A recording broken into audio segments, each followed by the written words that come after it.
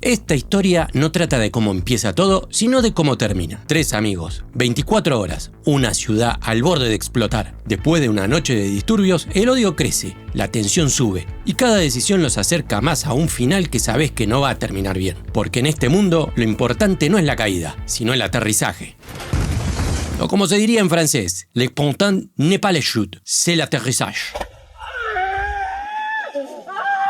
Creo que de los mejores 90 minutos invertidos en los últimos años en ver una película. Una historia que con cada paso que da parece que está subiendo al Everest de los quilombos, sin arnés ni nada de nada. ¿Y qué es lo que hace que esta película merecedora de que vos, que te gusta el cine de verdad, la veas? Te garantizo que los planos son realmente una obra maestra, una verdadera joya fotográfica que, sumada a la decisión de hacerla en blanco y negro, le da una dimensión infinitamente más potente. Ojo, la película originalmente se rodó a color y en postproducción se decidió utilizar este recurso como un atributo magnificador, pero por si acaso a la audiencia no le convencía, tenían el segundo rollo preparado con la versión a color. Por suerte, tuvo el efecto esperado. Y lo mejor de todo, aunque esta historia ocurre en un contexto distinto, se siente incómodamente familiar. Diversidad de amigos, vidas apretadas, tensión constante y momentos que parecen insignificantes, hasta que algo lo cambia todo. Bueno, vamos a la historia. 1995, 1995, París, principalmente en los suburbios, estaba sumida en una constante batalla. La desigualdad, racismo y la brutalidad policíaca habían puesto a la ciudad al borde del estallido. Durante días se dieron varios enfrentamientos entre la ley y muchos jóvenes. El caos y los destrozos fueron incalculables, pero aún peor, el daño humano. Abel es un joven internado en el hospital al borde de la muerte. La policía lo había golpeado tanto que lo había dejado en esa situación. Pero la historia no es de Abel, sino de sus amigos. Said es uno de ellos, y es el que siempre está hablando. No importa si hay algo para decir o no. El pibe te taladra el cerebro con sus palabras. Hay veces que al chabón lo querés matar, es un boca floja. Pero también es el que mantiene el espíritu en el grupo y es el mediador de sus amigos. Vince es otro amigo de los amigos de Abel. Es de familia judía y siente que la historia y la sociedad siempre los cagó. Lleva una carga negativa constante. Todo el tiempo está al borde de explotar ante cualquier conflicto. Bueno, esa mañana Said va a buscar a su amigo Vince. El pibe se estaba pegando flor de torro y al despertar le pregunta a Said si había visto a la vaca en las calles. No, ¿qué vaca?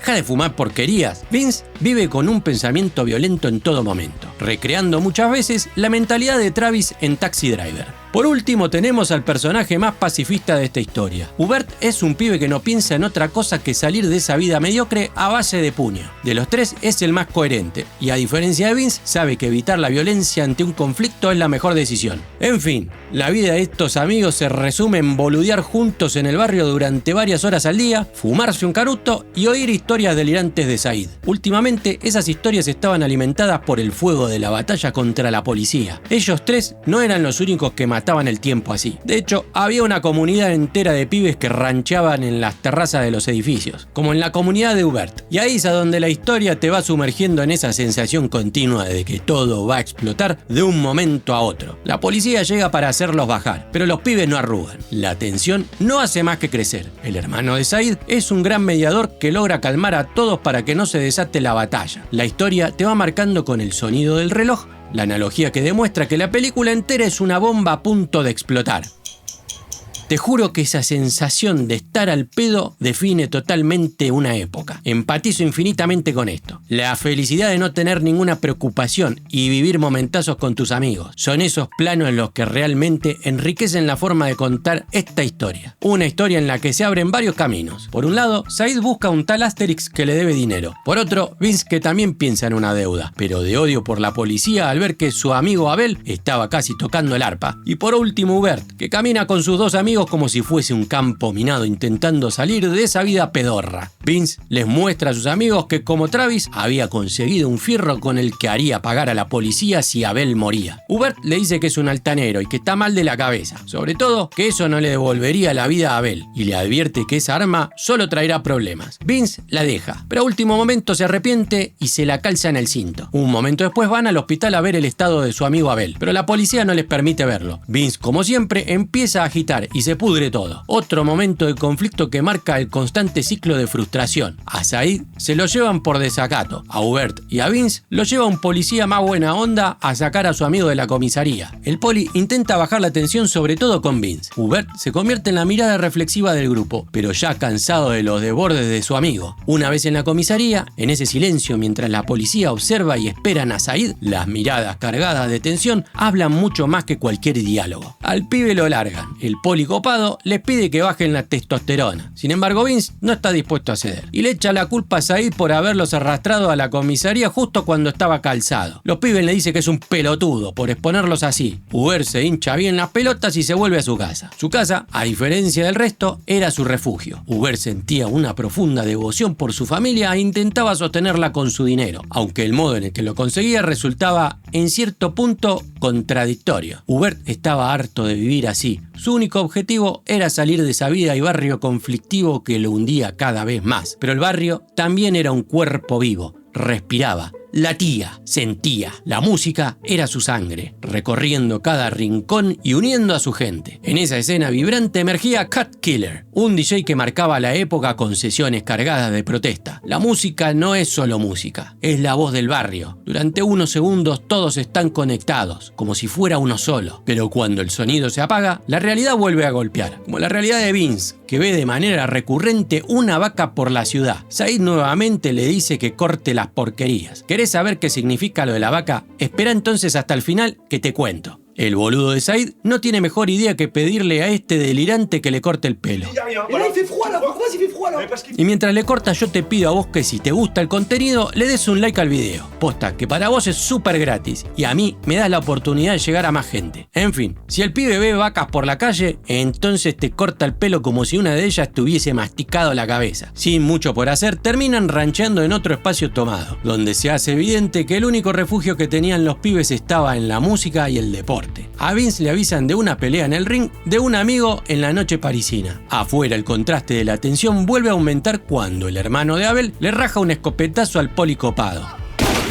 Enseguida caen tropecientos gendarmes y se pudre todo. Otra vez la olla se pone en ebullición. En el lugar justo estaba Hubert vendiendo turrón marroquí. Ahí salen todos corriendo hasta ser acorralados por un rati. Vince se hace el Travis. Por suerte, Hubert salva al poli y le cambia bala por nudillo en la cara. Cuestión que se escapan y se alejan un rato subiéndose a un tren. En ese momento la cámara se detiene en Hubert. Ahí, perdido en pensamientos que revelan lo profundamente enquistados que están sus conflictos, marcados por su entorno y sus amigos. Como una ironía tonimontanesca, el destino parece susurrarle que el mundo es suyo. Ahora en la ciudad de las luces los planos se ajustan. Said quiere recuperar su plata y trata de contactar al tal Asterix desde un baño. En esta historia este es un punto clave. Vince, por su parte, no para de decir que va a matar a un policía si Abel muere. El odio y la bronca de una vida frustrante lo están comiendo por dentro. Hubert no hace más que intentar corregir ese pensamiento, aunque Vince sigue negado. En ese instante, como si respondiera a una señal divina que emerge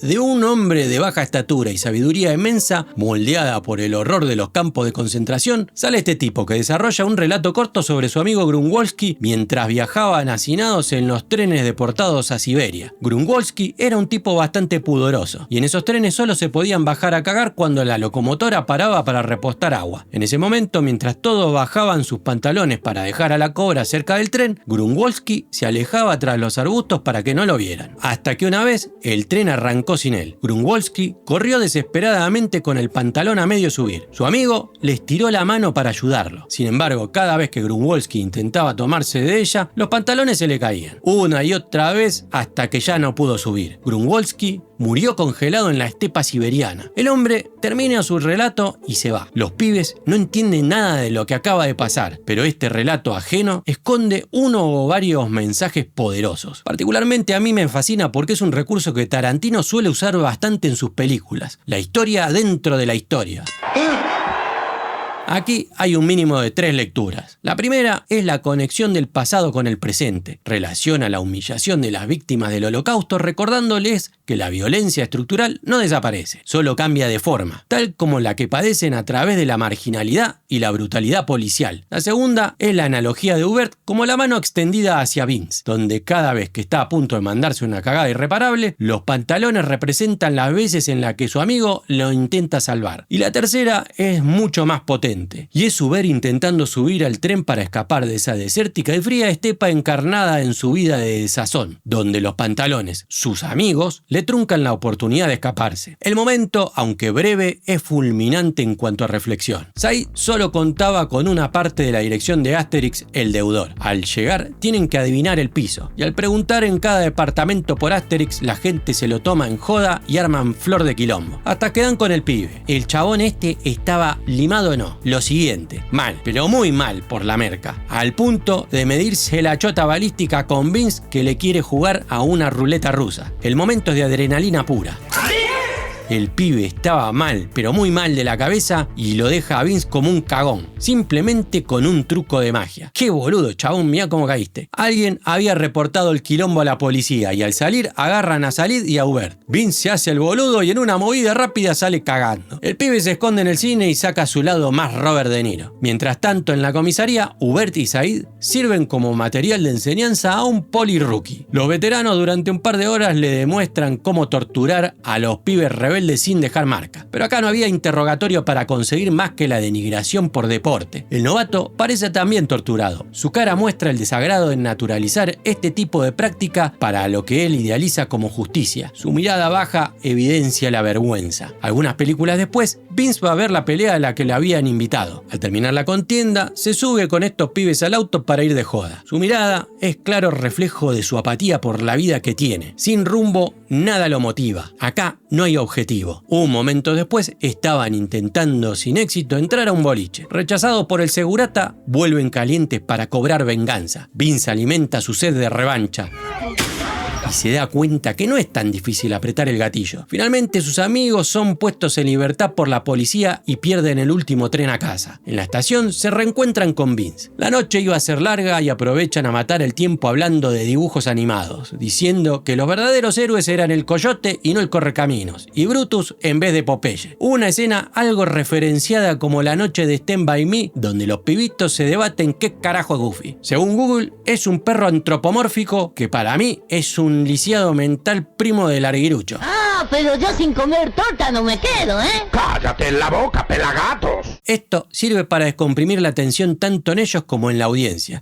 Caminando encuentran una exhibición de arte gratis que aprovechan para saciar el hambre. También para tirar la caña con unas minitas que los mandan al carajo porque los pibes quieren ir a los bifes directamente. Ojo, que en realidad las minitas le habían puesto onda, pero ellos casi por obligación necesitan despreciar cualquier forma de clase social que parezca estar por encima de ellos. Su salida no pasa desapercibida. Hace ruido. Como siempre, hay algo que necesitan dejar en claro. Con ellos no se jode. Es la consecuencia de toda una vida alimentando una retórica constante contra el sistema. Los pibes intentan volver a casa. Said prueba con una tarjeta de crédito robada, pero no cuela. Nuevamente, más momentos para distender cuando hacen una cata de pedos que se mantiene en el anonimato. Los pibes tenían ganas de volver a casa. Entonces quieren robar un auto en la noche tranquila. Tranquila las pelotas, porque un borracho los sorprende. Escena en el que este tipo se les pone a contar que su mujer lo había dejado. La situación es hiper bizarra. El chabón discutiendo con ellos qué cable tenían que puentear y el festejo colectivo, como si su equipo hubiese metido un gol. Y es lo que hace algo insignificante que se disfrute de manera única. La falta de previsión en el robo, evidenciada en que ninguno sabe manejar, termina por condenarlos. La llegada de la policía lo precipita todo, hasta que, en un giro trágico, el borracho se inmola para darles una chance de escape. Bueno, a no renegar el destino. Nada mejor que enhebrar un canuto y dejar que fluya. El salame de Said, desde las alturas, putea a unos skinheads que pasaban.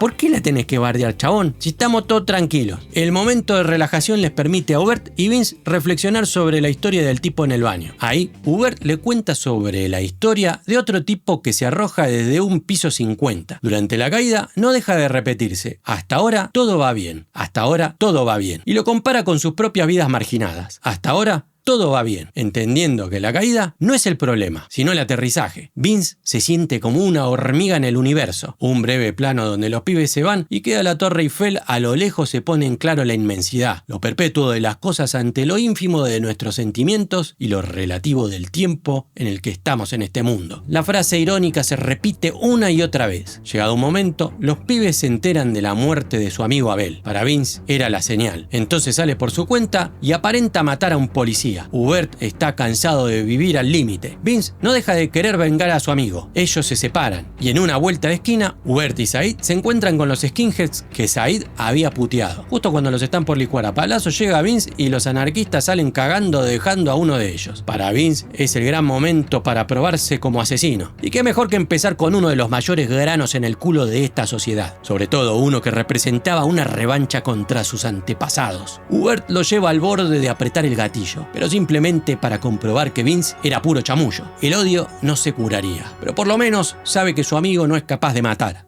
Por fin logran subirse al tren. Decime si no te genera cierta melancolía. Tren vacío, silencio de noche agitada, contando cuántos pasos te quedan para desplomarte en la cama. Bueno, Vince al llegar al barrio reconoce la ayuda de Hubert para subirlo a el tren. ¿Me explico? La ironía del destino hace que uno de los policías soretes del día anterior en el edificio llegue para desquitarse con Vince, al punto de pavonearse con el fierro, que por accidente se dispara y le vuela la cabeza. Hubert pelea enfáticamente contra su coherencia, que le dice que nada puede hacer, más su hartazgo por esta vida injusta y lealtad por sus amigos le dicen basta. El relato del tipo que se tira del piso 50 se repite una y otra vez. Hasta ahora todo va bien, el problema no es la caída, c'est l'atterrissage. Amigos, qué difícil no empatizar, como dije al principio. Diferente contexto, pero increíblemente familiar. Voy a ser claro, quizás los eventos en esta historia son extremos, pero ¿a quién no le pasó de perderse el último tren o bondi a su casa y dormir en una escalera en un edificio en la ciudad? Aventurarse en un barrio que no conocía, porque un amigo de un amigo conocía a alguien que hacía una fiesta donde algo siempre pasaba. Los viajes en la ciudad no tienen un destino. El destino es el propio viaje con los amigos que improvisan cada paso, contando historias. Cruzarte con el borracho de la esquina que te dice amigo, ¿me compartís la rubia? El paso colectivo es casi como una suerte de tribu. Y aunque todo parece alarmante por la intensidad de la noche, siento que jamás hubiese sobrevivido sin mi tribu. Ah, cierto, ¿vos querías saber lo de la vaca? El tema es así. En francés existe la frase anarquista del siglo XIX que dice mort aux vaches, muerte a la policía. Vache, vaca, entendiendo que la obsesión de Vince por la venganza se plasma continuamente en esta figura. Bueno, loco, ¿te gustó? Métele like, suscríbete y compartila. Ah, y si querés ver más resúmenes como este, te dejo acá una playlist mientras Fortunato zarandea los números de la fortuna. ¡Hasta la próxima! Canardo. Señor Canardo.